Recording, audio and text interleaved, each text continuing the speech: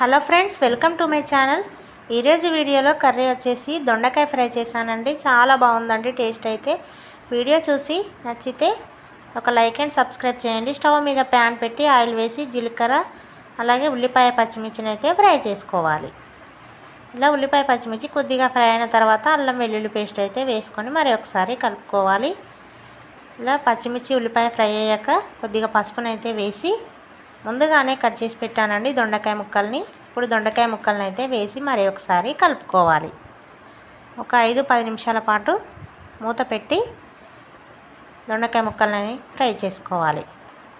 ఇలా దొండకాయ ముక్కలు అనేవి కొద్దిగా ఫ్రై అయిన తర్వాత సాల్ట్ అయితే వేసుకోవాలి. సాల్ట్ వేసుకోవడం వల్ల కొంచెం తొందరగా ఉడుకుతుందండి దొండకాయ ముక్కలు అనేవి. అందుకే సాల్ట్ కూడా వేసి మరి ఒకసారి కలుపుకోవాలి. ఇలా ఒక 5 నిమిషాల పాటు అలాగే ఉంచి సరిపడా కారం పొడిని అయితే వేసుకోవాలి.